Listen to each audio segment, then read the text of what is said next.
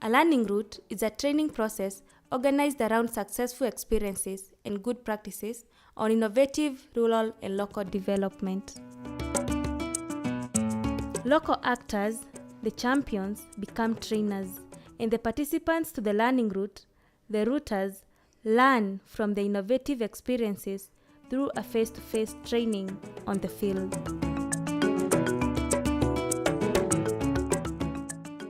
After a consultation process, 5 best practices in Kenya were selected as host cases.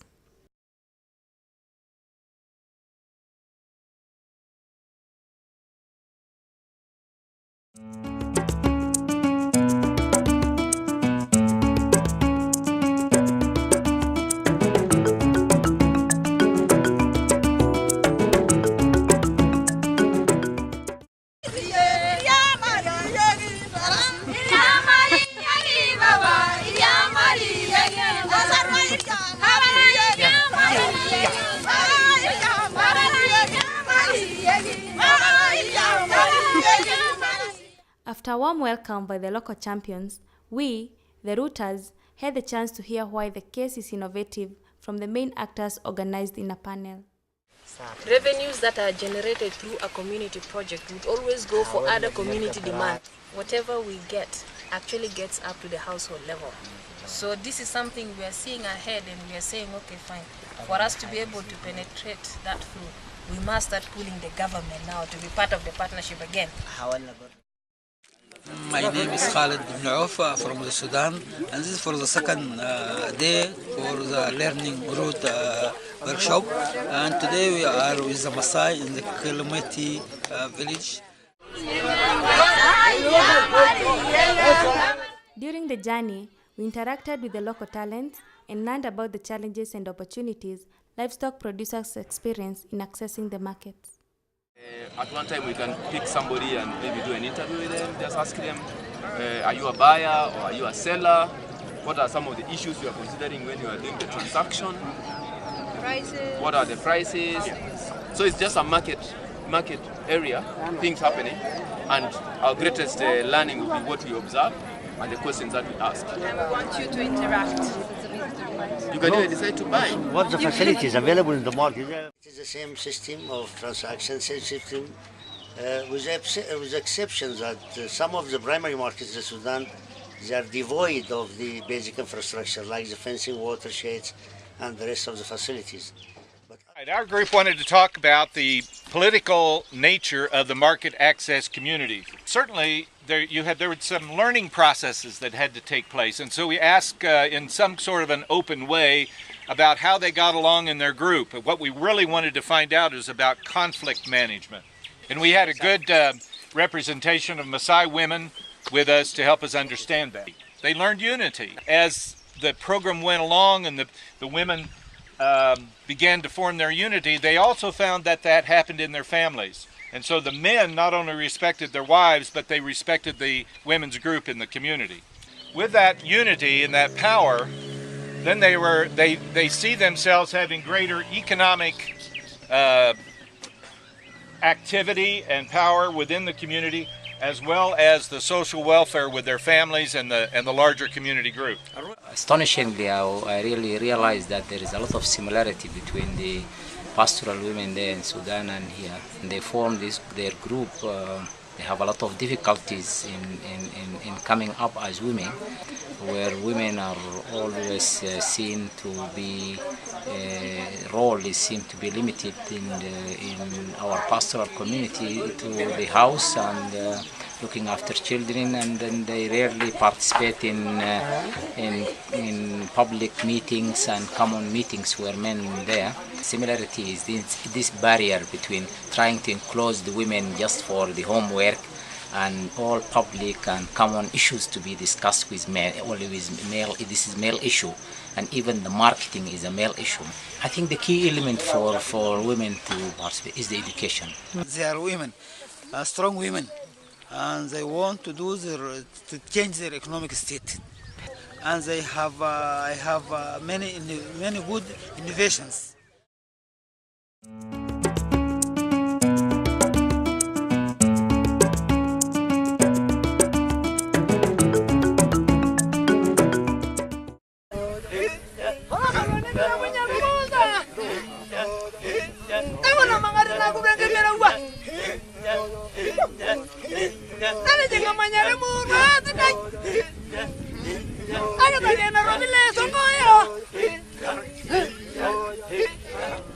The good idea of these people, they are work by themselves alone. Need any government supply or any government need, because I have an animal, live animals, and we are imported for the Saudi Arabia and for the foreign countries as a livestock. We are not do it as a meat. We are not produce it as a meat, and this is I think it's a new idea to enter this area of production, of meat production.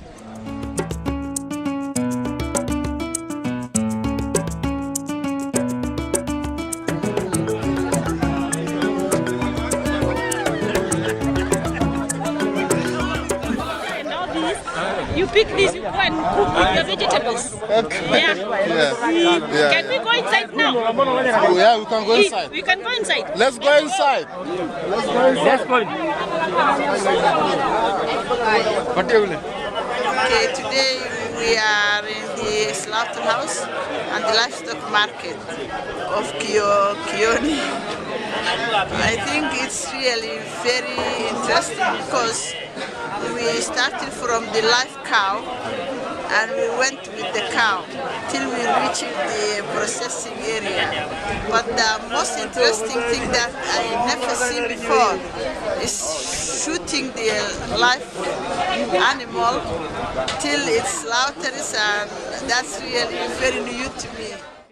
After the participatory visit to the case and the training by the champions, we were called to critically analyze the experience, also referring to our own context and organization. Has got a solid base. They are sticking to the government standards, because the Kenyan government has got standards to these lottery houses. A is the top, B is the second, and C is the second. If you are in grade A, then you can export your meat. So they are now at B, and they are struggling very hard to go to grade A so that they can enter the export market. See how the animal waste are treated through a biogas plant attached or associated with the plant, with the slaughterhouse. I think this is a good initiative and good innovation for us, and it can fit our Sudan context because we have a big livestock market, and in this market we have animal waste. We need to get rid of this animal waste in that house, and accordingly we are going to mobilize our partnership to have such a plan in our project area. We are now thinking of packing gas and selling it, and that's an additional thing. They move beyond their territories, and this is also another I think lesson that I learned, and definitely will push it very hard to our pastoralists there. Of airtime at this particular day, at this particular time, and my balance. Now they haven't been deducted from the money that I had, and my balance is this amount. Yeah? You don't have to do that. Yes, I see. Now, if I go to my credit. Here at Safaricom M-Visa, place that money exchange between pastoralists and traders. And one of the interesting things we found right here in Kenya is a program called M-Pesa. M-Pesa for mobile. Pesa means money, so mobile money. And so the pastoralist who sends an animal from far away that finally gets through by management by a trader that gets to the slaughter plant, that original owner can get paid by the trader simply with an electronic transfer of funds. To learn about M-Pesa, the innovative money transfer system extremely popular in Kenya, we visited an M-Pesa shop where we could register and make the transaction ourselves. She's now registered, eh? Yes. And we enter my PIN code. Which is secret, yeah? Yeah. Which is secret. You will not see. You have not seen it. I hope you have not seen it. I haven't seen it. You have not seen it. What about the money? The money goes in the reverse. Also, it's a journey. Because he has the money here. These people have no bank. Mostly they don't have banks. So it also now follows a similar journey. And on the route, some get lost.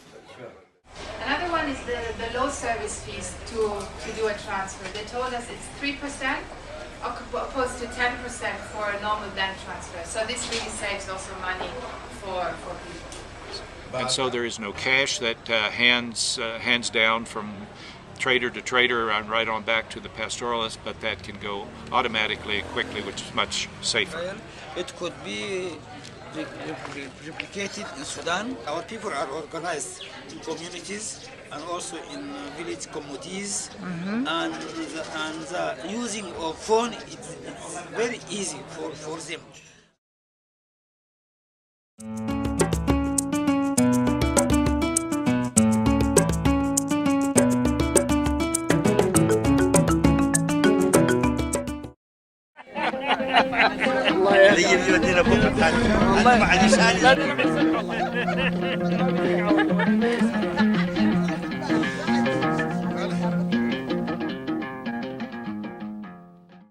On the sixth day, we arrived in Isiolo, in the north of Kenya, where we heard the story of powerful women who started the business of producing camel milk in the area to sell it to the Nairobi terminal market. Goes up. The prices of camels go up during the dry season because it is the animal that provides milk at that time. Cattle cannot provide milk. Goats cannot provide milk. No other animal can provide milk, so they are less marketable. If they register in the social service first, and then they decide to go and register under cooperative. So what is the advantage of being registered under the cooperative? The difference between a self-help group and a cooperative, self-help group is entirely within this town. It doesn't go out of this town. But a cooperative is a national one. So it's a learning also for the Sudanese because how they are keeping their camels, looking at the traditional keeping of the camel in Kenya is very much different. So it can be a learning process for them because now in Kenya, camel has been too domesticated whereby it has become a friendly animal and follows instruction much more than the Sudanese camels. 15 of them, up to 17, own their own camel. In Somali tradition, and milk selling was not very practical before the Civil War. But when everything collapsed and became survival, mothers started to become the breadwinners of their families. At the time, they realized that they should save their lives of their families and their children. This group specialized in camel milk production, and this is a benefit because the milk of the camel is a healthy milk. All the first investment, and they use it in their family consumption, in schooling and also in helping our kids, and for the family income to raise or to increase their family income. The market of milk in Sudan is not found, especially in the camels. There is no marketing for milking of camels because I want to get this innovation in Sudan. The important thing is that to organize this production. I think it is better. I think it is better, and we can transfer this trial to Sudan and to group the people, group our people or our communities if they are in women groups or men groups, no different.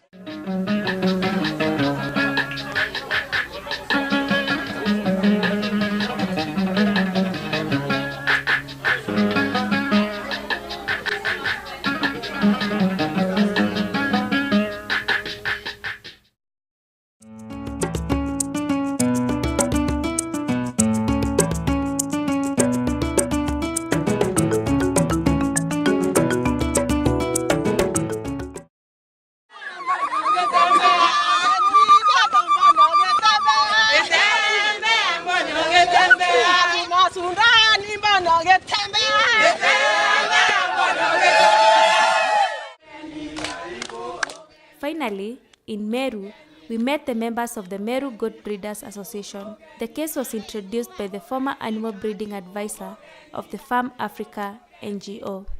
The British organization formed the association as Poor Farmers Empowerment Project of Goat Breeders that is now owned by more than 100 farmers groups. Now when we started with only 13 groups. But after working here for 10 years, by the time we were leaving, the groups had reached 165. Now there are many more, but the groups are more than that because they keep on forming as they see the benefits. It is the association that also helps the farmers to market the animals, to market even the milk. The idea was to link the group to link all these farmers with the outside world, outside the rest of Kenya. For example, here we will see the goats, and also we will milk the goats. You will see how it produce. Good, very so good. So we have first we go to see practical things at farmers level. We see the goats, the different types of feeding.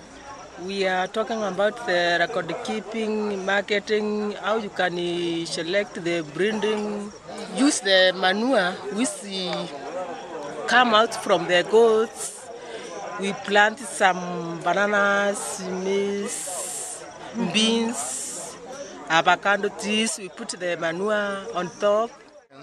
The production is graduated from varied grades of breeds, and they keep the animals in zero grades. This will provide good management and provide good feeding for the animals, so the animals can maximize the milk, as well as the shows they make, and the processing of milk and the pasteurization, and all these are new experiments for us, especially in Sudan, because the goat milk in Sudan have no any value and just for subsistence, and no one will trade on the goats animals goats milk. So this experiment for us is very important, and we hope that we can convey it and reflect it to our people there, especially in Gash area where I am working, because they are goats grazers.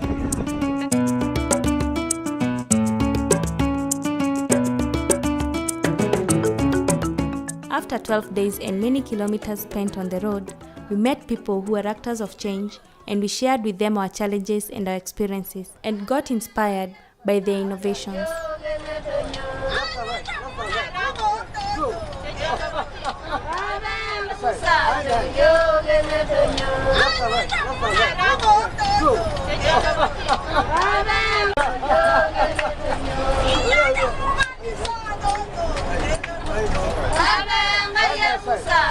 Yo